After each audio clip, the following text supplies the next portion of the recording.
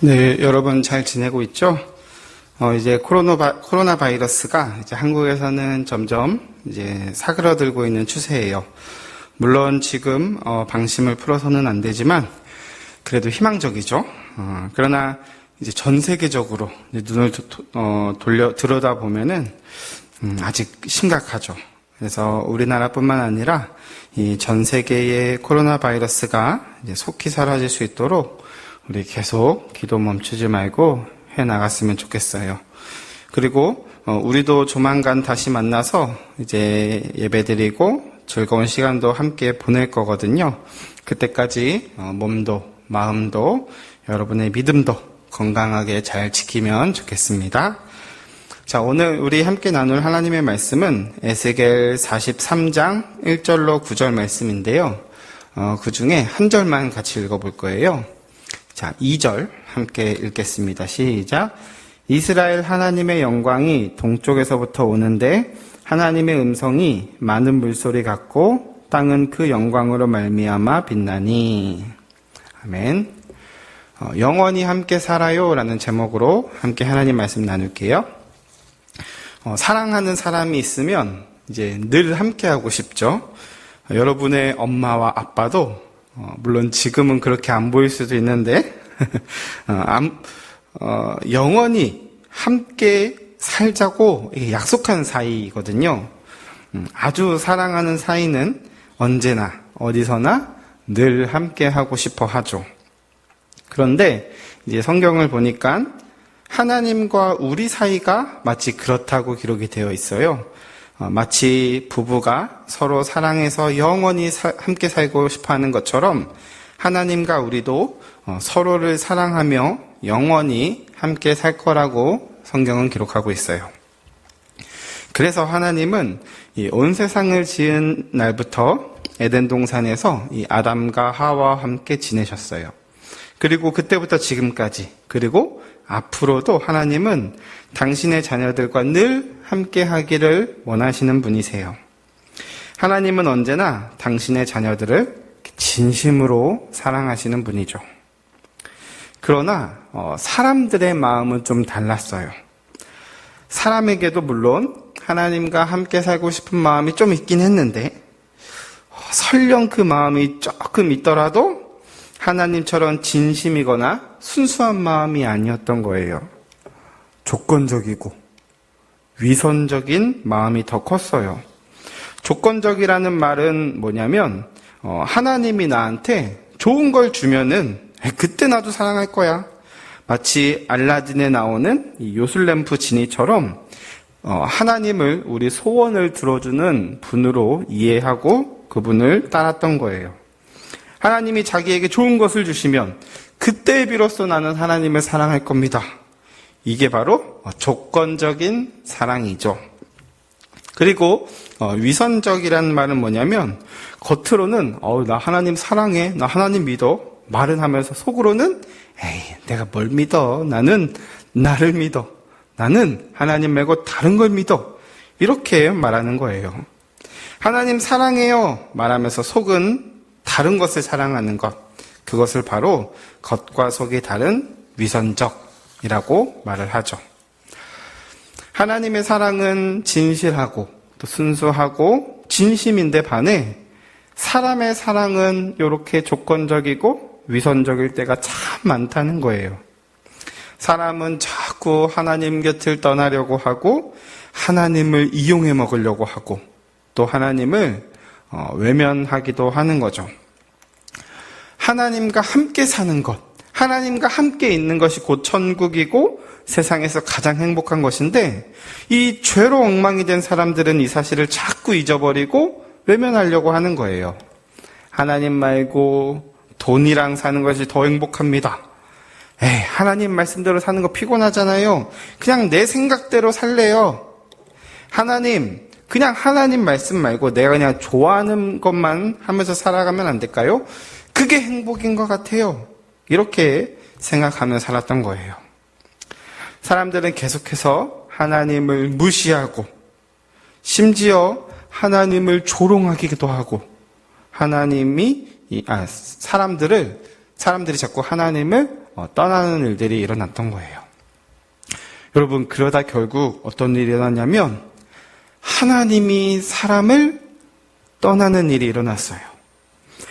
당신의 자녀들을 그토록 사랑하시는 하나님이 그들을 떠나신 일이 일어났어요. 어느 날 에스겔은 하나님께서 보여주신 환상으로 인해서 너무 놀랐어요. 왜냐하면 하나님의 영광이 이 성전을 떠나는 환상이었기 때문이에요.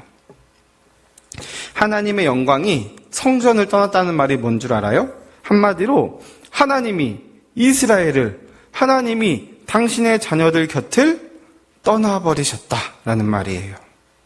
여러분 함께 에스겔 10장 18절을 읽어볼게요. 시작. 여호와의 영광이 성전 문지방을 떠나 그룹들 위에 머물렀다. 성전은 하나님이 이스라엘과 함께 한다는 표시였거든요. 그런데 하나님이 성전을 떠나셨다는 말은 곧 뭘 표시하는 거예요? 이제 이스라엘하고 함께하지 않겠다라는 표시라는 거예요. 여러분, 하나님이 이스라엘을 왜 떠나셨을까요? 에스겔서 여러 곳에 그 이유가 적혀 있는데 그 중에 8장만 한번 살펴볼 거예요. 하나님이 이 성전에서 일어나는 일들을 에스겔을 이렇게 데리고 다니시면서 환상으로 보여주셨는데 먼저 8장 9절을 보니까 이런 말이 있어요. 너는 그곳에서 들어가서 그들이 저지르고 있는 끔찍하고 악한 일을 보아라. 이렇게 말씀하셨어요. 도대체 무슨 일이 일어났을까요? 하나님의 그 거룩한 성전에서 무슨 일이 일어났냐면 백성들을 이끄는 장로들이 벽에 우상을 그려놓고 그들을 예배하고 있던 거예요. 그러니까 이 우상들은 이집트 사람들이 섬기던 우상이었거든요. 근데 그 장로들이 이집트 신이 하나님보다 더 세다고 자꾸 믿고 이집트 신을 의지하고 그들을 숭배했던 거예요. 이 끔찍한 일이 하나님의 성전에서 일어나고 있었어요. 그런데 이게 끝이 아니었어요. 하나님이 에스겔에게 또 다른 환상을 보여주셨는데 이제 너는 그들이 이보다 더 못된 짓을 하고 있는 광경을 보게 될 거라고 말해요. 그 못된 짓이 뭘까요? 여자들이 이 담무스라는 신에게 눈물을 흘리며 예배하고 있던 거예요.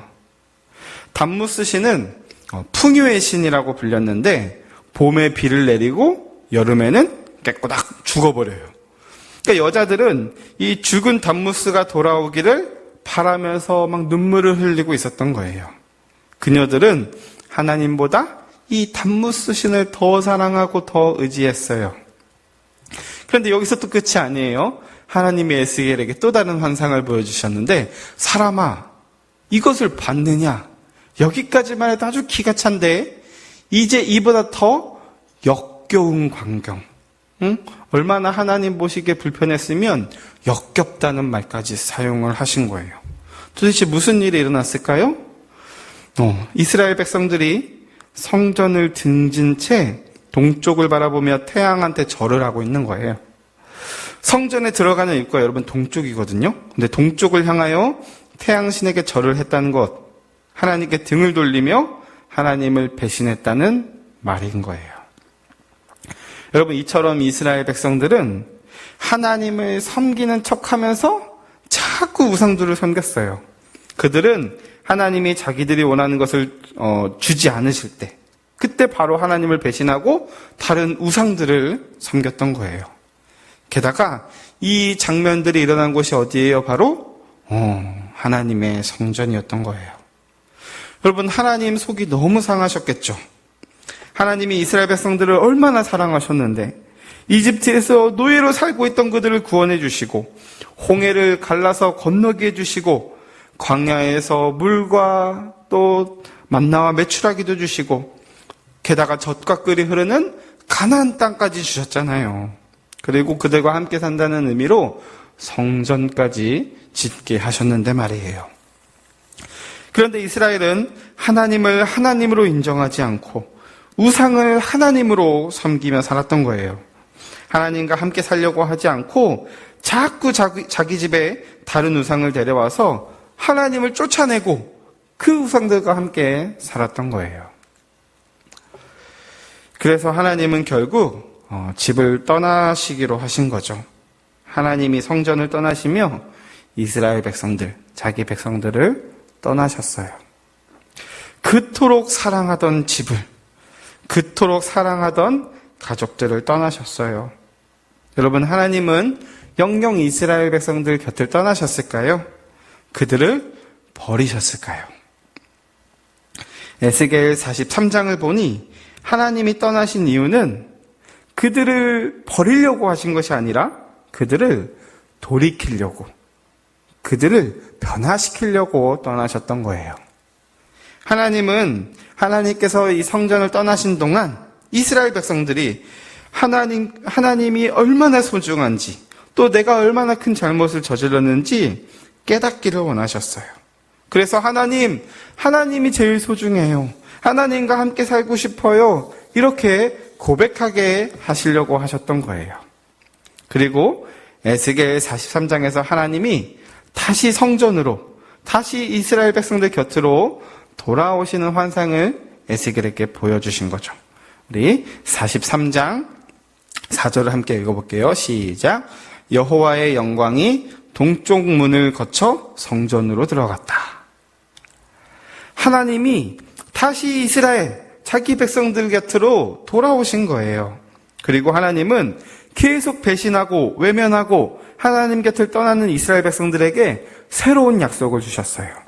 우리 에스겔 43장 9절을 읽어볼게요. 시작. 자, 이제 그들은 음란한 짓과 죽은 왕들의 형상을 멀리해야 한다. 그러면 내가 그들 가운데서 영원히 살 것이다. 자, 하나님이 지금 새로운 약속을 주셨어요. 이제는 하나님이 자기 백성들을 떠나지 않고 영원히 함께 살 거예요. 그리고 하나님의 백성들은 마음이 변화되어서 우상을 섬기지 않고 하나님만 섬기게 될 거예요. 그런데 여러분, 이런 질문이 생기죠. 아니, 매번 하나님을 배신했던 백성들이 무슨 수로 마음을 새롭게 해서 우상을 떠나서 하나님만 섬길 수 있을까요? 아니, 이게 도대체 가능한 일일까요? 맨날 밥 먹듯이 약속을 어기는 백성들이 어떻게 약속을 다시 지킬 수 있을까요? 하나님은 자기 백성들의 힘이 아닌 하나님 자신의 힘으로 이 약속을 이루시기로 하셨어요. 바로 예수님을 이 땅에 보내셔서요. 그리고 우리의 이 지저분한 마음 안에 성령님을 보내주셔서 말이에요. 우리가 우리의 힘으로 도무지 죄를 깨닫지도 못하고 마음을 변화시키지도 못하니까 하나님께서 예수님을 보내셔서 성령님을 보내주셔서 다 변화시키게 하신 거예요. 우리가 우리 힘으로 지키지 못한 약속을 예수님께서 대신 지켜주셨어요. 우리가 스스로 바꾸지 못하는 그 지저분한 마음을 우리 성령님을 보내주셔서 깨끗하게 바꿔주시는 거예요. 이처럼 하나님의 놀라운 계획, 이 땅에 오신 예수님과 우리 마음에 오신 성령님 덕분에 우리는 영원히 하나님과 함께 살 수 있는 길이 열리게 된 거예요. 여러분, 우리는 하나님의 이 놀라운 계획 안에서 영원히 하나님과 함께 살 수 있는 길이 열렸어요. 우리는 왜 날마다 예수님을 바라봐야 되고 성령님을 의지해야 하는지 이제 깨달을 수 있게 된 거예요. 우리가 우리의 힘으로는 하나님의 약속을 지킬 수가 없어요. 그래서 우리는 예수님을 바라보고 또 성령님의 말씀에 순종하면은 그 약속을 지키며 살아갈 수 있는 이제 힘이 생길 거라고 하나님께서 약속해 주신 거예요.